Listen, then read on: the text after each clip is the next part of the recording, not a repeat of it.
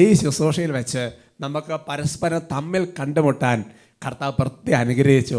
ഞാൻ ഈശോയെ മഹത്വപ്പെടുത്തുകയാണ്, കർത്താവിനെ മഹത്വപ്പെടുത്തുകയാണ്. Hallelujah, hallelujah. റോമാ ലേഖനത്തിൽ 1-ാമത്തെ അധ്യായത്തിൽ അതിൻ്റെ 12-ാം തിരുവചനം, ലെറ്റർ റോമൻസ് ചാപ്റ്റർ 1:12. എൻ്റെയും നിങ്ങളുടെയും വിശ്വാസം നമ്മെ പരസ്പരം പ്രോത്സാഹിപ്പിക്കുമല്ലോ. Hallelujah, hallelujah. ഒരു വചനം ആദ്യം തന്നെ ഏറ്റു പറയുന്നത് നല്ലതാണ്. നമുക്ക് ആ വചനം ഏറ്റു പറഞ്ഞ് പ്രാർത്ഥിക്കാം. എൻ്റെയും നിങ്ങളുടെയും വിശ്വാസം നമ്മെ പരസ്പരം പ്രോത്സാഹിപ്പിക്കുമല്ലോ. Hallelujah, hallelujah. അപ്പൊ നമ്മൾ ഈ ശുശ്രൂഷയിൽ, കർത്താവിന്റെ ശുശ്രൂഷയിൽ പങ്കുചേരുമ്പോൾ നമ്മൾ തമ്മിലുള്ള വിശ്വാസികളാണ്. നമ്മൾ ആ വിശ്വാസം നമ്മൾ ഒരുപാട് പ്രോത്സാഹിപ്പിക്കും. Hallelujah, hallelujah. ഞാൻ ഓർക്കാണ് സെഹിയോനിൽ ആദ്യ കാലഘട്ടങ്ങളിൽ ശുശ്രൂഷകളൊക്കെ ആരംഭിച്ചു കഴിഞ്ഞപ്പോൾ വട്ടാലച്ചൻ ഒരുപാട് കാര്യങ്ങൾ ഇങ്ങനെ പ്രോത്സാഹിപ്പിക്കുമായിരുന്നു. വിശ്വാസത്തിൻ്റെ ഒരു ചെറിയ കാര്യം വരുമ്പോഴത്തേക്കും അച്ഛൻ ഒരുപാട് പ്രോത്സാഹനം തരുമായിരുന്നു. അപ്പോഴുമുള്ള സഹോദരങ്ങളെ, ഈ കാലഘട്ടത്തിൽ നമ്മൾ മനസ്സിലാക്കേണ്ട വളരെ പ്രധാനപ്പെട്ട ഒരു കാര്യമെന്ന് പറയുന്നത്, നമുക്ക് വിശ്വാസം ഉണ്ടെന്നുള്ളത് ശരി തന്നെയാണ്. നമ്മൾ പ്രാർത്ഥിക്കുന്നുണ്ട്, നമ്മൾ പള്ളിയിൽ പോകുന്നുണ്ട്, നമ്മൾ വചനം വായിക്കുന്നുണ്ട്, നമ്മൾ ധ്യാനം കൂടുന്നുണ്ട്.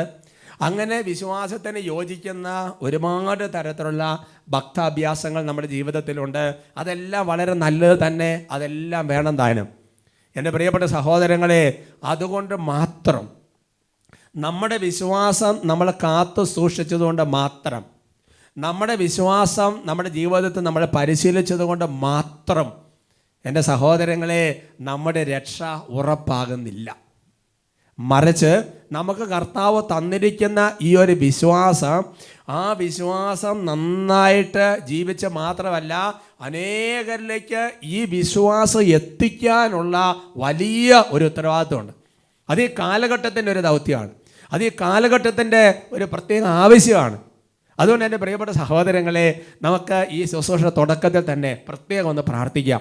നമ്മൾ ചിന്തിച്ച് നോക്കിയേ, ഞാനിങ്ങനെ ഓരോ സ്ഥലങ്ങളിലൊക്കെ യാത്ര ചെയ്യുമ്പോൾ എത്രയോ പേരാണ് യേശുവിനെ അറിയാത്തത്, എത്രയോ പേരാണ് യേശുവിനെ അറിഞ്ഞിട്ട് ആ വിശ്വാസം നഷ്ടപ്പെട്ട് കളഞ്ഞവർ. അതുകൊണ്ട് എൻ്റെ സഹോദരങ്ങളെ, ആ വിശ്വാസത്തിൻ്റെ ജ്വലനം, ഈ വിശ്വാസം പ്രോത്സാഹിപ്പിക്കുമല്ലോ എന്ന് പറയുന്നതിനകത്ത് ഒരുപാട് കാര്യമുണ്ട്. നമ്മൾ വിശ്വാസത്തിന് ഒരുപാട് പ്രോത്സാഹിപ്പിക്കും. ഞാൻ ഓർക്കാണ്, പാലക്കാട് രൂപതയിൽ യുവക്ഷേത്ര എന്ന് പറയുന്ന ഒരു ഇൻസ്റ്റിറ്റ്യൂട്ടുണ്ട്. അവിടുത്തെ ഒരു പള്ളിയിൽ ഞാനൊരു ദിവസം അവിടെ പള്ളിയിലൊരു സെമിനാരി പ്രദേശൻ്റെ ശുശ്രൂഷയ്ക്ക് ചെന്നാണ്. ആ ശുശ്രൂഷയ്ക്ക് ചെന്ന് കഴിഞ്ഞപ്പോൾ അവിടെ ഒരു അഭിവന്യ പിതാവ് ഒരു ക്ലാസ് എടുത്തുകൊണ്ടിരിക്കുകയാണ്. അങ്ങനെ ക്ലാസ് എടുത്തുകൊണ്ടിരിക്കുമ്പോൾ അപ്പം ഞാനതിൻ്റെ ബാക്ക് സീറ്റിലിരിക്കുകയാണ്. അപ്പോൾ ഞാൻ ശ്രദ്ധിച്ചത് ഒരച്ഛൻ, ഒരു കൊച്ചച്ഛനാണ്.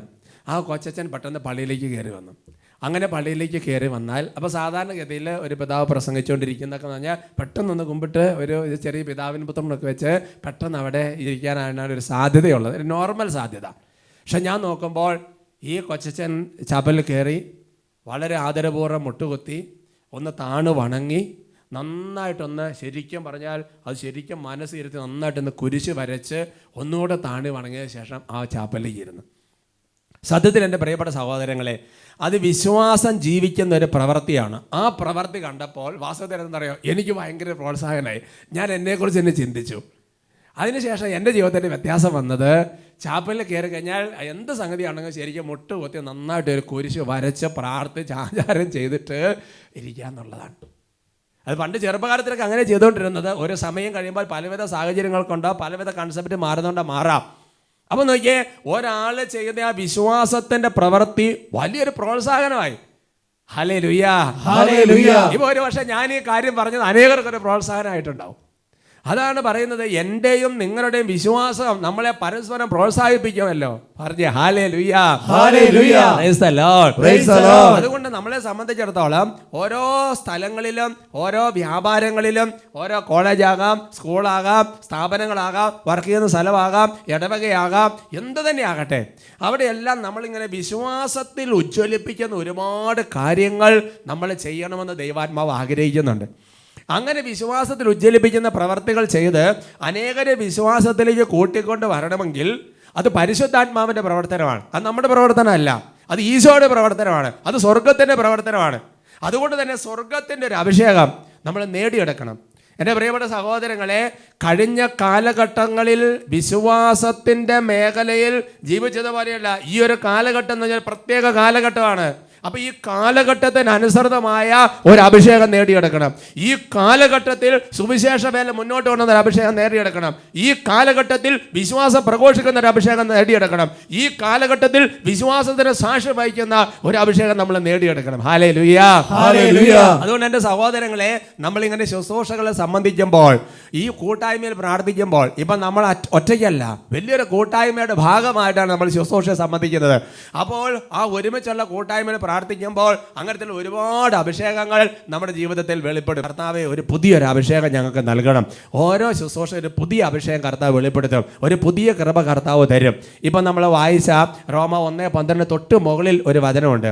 അവിടെ വചനം പൗലോസിലെ പറയാണ്, ഞാൻ നിങ്ങളെ സന്ദർശിക്കാൻ വേണ്ടി വരുമ്പോൾ നിങ്ങൾക്കൊരു പുതിയ കൃപ തന്നിട്ട് പോകാൻ ആഗ്രഹിക്കുക. അപ്പോൾ നമ്മൾ ഒരു കണ്ടുമുട്ടൽ, ഇപ്പോൾ മീഡിയയിലൂടെ നമ്മൾ കണ്ടുമുട്ടാണ്. ഒരിക്കലും കണ്ടുമുട്ടാൻ സാധ്യതയില്ലാത്ത നമ്മൾ തമ്മിലിപ്പോൾ കണ്ടുമുട്ടുകയാണ്. ആ കണ്ടുമുട്ടൽ തന്നെ ഒരു കൃപയുടെ പകർച്ചയാണ്. അപ്പോൾ നിങ്ങൾ ഒരുപാട് കൃപകൾ എനിക്ക് ലഭിക്കും. പറഞ്ഞേ hallelujah, hallelujah, praise the Lord, praise the Lord. നമുക്ക് അങ്ങോട്ട് പ്രാർത്ഥിക്കാം, നന്നായിട്ട് അങ്ങോട്ട് പ്രാർത്ഥിക്കാം. നമുക്ക് ഇങ്ങനെ ജീവിച്ചാൽ പോരാ, ഇങ്ങനെ വിശ്വാസം മുന്നോട്ട് ജീവിച്ചാൽ പോരാ, നമുക്ക് മുന്നോട്ട് പോകണം, ശക്തിയോടെ മുന്നോട്ട് പോകണം. പ്രതിസന്ധികളെ അതിജീവിച്ച അപ്പോസ്തലന്മാര് എന്ന് പറഞ്ഞാൽ സങ്കീർത്തനം 18:29 പറയുന്നത് പോലെ, അല്ലേ, ഞാൻ ഈ കോട്ടകളൊക്കെ ചാട്ടിക്കടക്കും, അതുപോലെ മുന്നോട്ട് പോകുന്ന ഒരു അനോയിൻറ്റിംഗ് കർത്താവ് നമ്മുടെ മേൽ ചൊരിയും.